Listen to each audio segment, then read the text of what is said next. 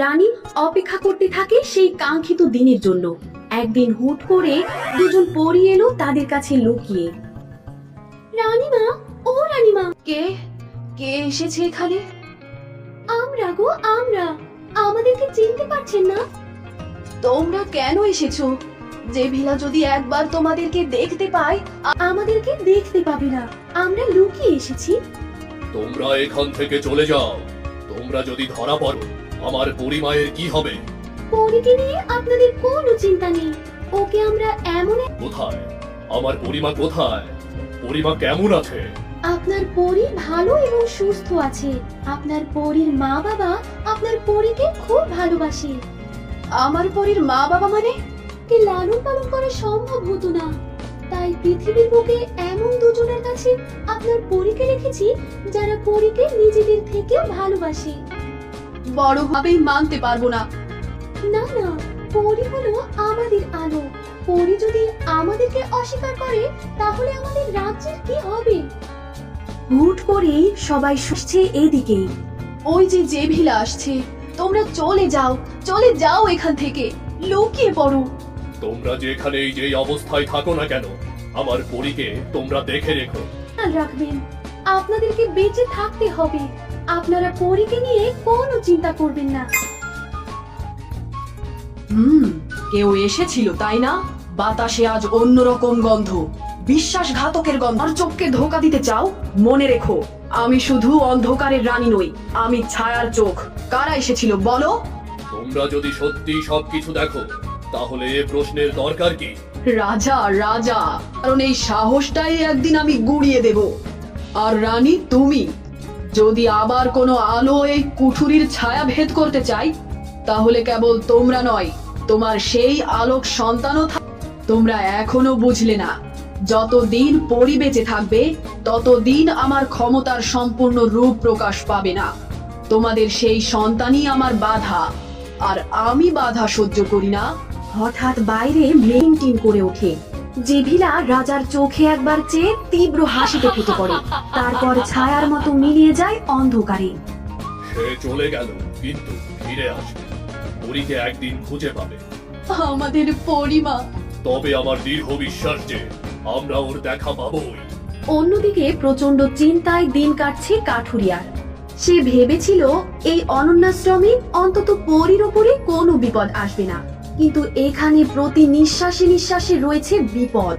আমি ভেবেছিলাম এখানে আমার পরী সুরক্ষিত। তুমি বিপদ দেখেছো? বিপদে কোনো ক্ষতি হয়েছে তোমার পরীর? হয়নি, তবে আমরা সবাই মিলে বারবার রক্ষা করেছি আমাদের পরীকে।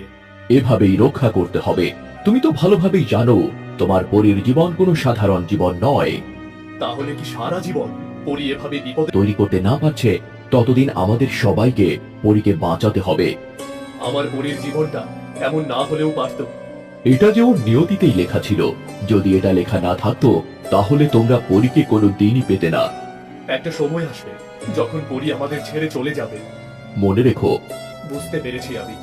এখন আপনি বলুন, পরীকে কিভাবে রক্ষা করা যায়? এই তাবিজটা রাখো।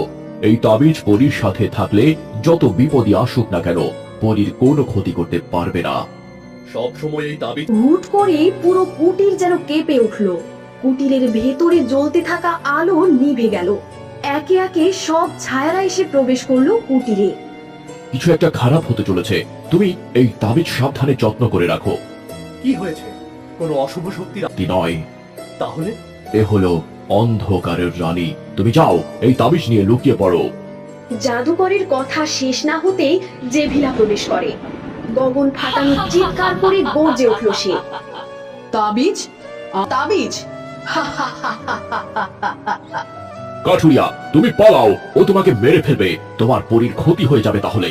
ইনি কে? ইনি এত ভয়ঙ্কর কেন দেখতে? কি বললি? কি বললি তুই? আমার মতো সুন্দরী একজন নারীর চেহারাকে খারাপ বললি? আমি জানতাম না। তবে আপনি রানী হয়ে আপনার এই অবস্থা হলে বাকিদের অবস্থা কেমন হবে কে জানে। ইনি হলো জেভিলা, অন্ধকারের রানী, যে তোমার মেয়েকে নিয়ে যেতে চায়। তুই সেই কাঠুরিয়া? তোকে পরে দেখে নিচ্ছি। আগে তো জাদুকরের পালা। তোর এই তাবিজ আমার কতটুকু? তোরা যে শক্তি নিয়ে চলিস সেই শক্তি আমি তৈরি করি। সেই শক্তির আধার আমি। জাদুকরকে ছেড়ে দাও, জাদুকরের কোনো দোষ নেই। বড্ড মায়া হচ্ছে তাই না? তাহলে জাদুকরের না, ওর কোনো ক্ষতি করো না। ও একজন সাধারণ কাঠুরিয়া। ও এখন সাধারণের চেয়েও অসাধারণ, কারণ ওর কাছে আলোর শক্তি আছে। আলো, আলো। বোকা, এই কুটিরে আলো আসার পথ আমি নিজেই বন্ধ করে দিয়েছি। জেভিলার চারপাশে ঘন ছায়া ঘুরপাক করতে থাকে। হঠাৎ এক ছায়া জাদুকরের ওপরে ঝাঁপিয়ে পড়ে। জাদুকর শেষ শক্তি বাঁচিয়ে রেখো। চুপ!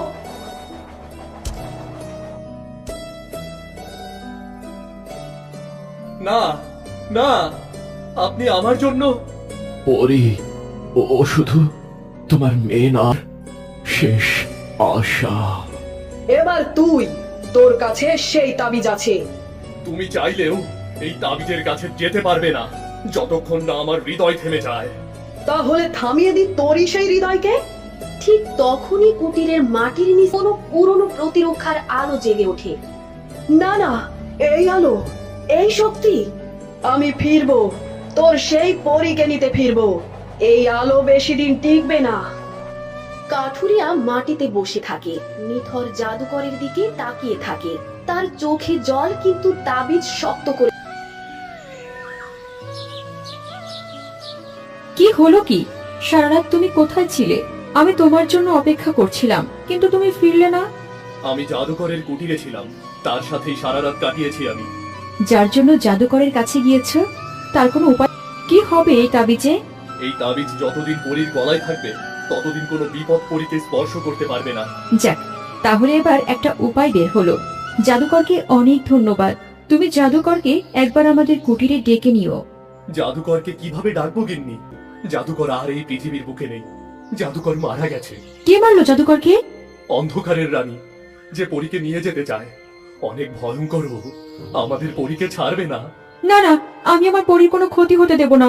ওই অন্ধকার ছিলা, কি করব আমি? তুমি একটা কাজ করো, এই তাবিজ পরীর গলায় বেঁধে দাও। যতদিন পরী নিজের শক্তি না পায়, পরী এই তাবিজ গলাতেই রাখবে। এছাড়া যে আর কোনো উপায় নেই। জানি না কবে সেই কাঙ্ক্ষিত দিন আসবে, কবে আমরা। বন্ধুরা, ভিডিওটি ভালো লাগলে ভিডিওটিকে লাইক করে চ্যানেলটি সাবস্ক্রাইব করে দিবেন।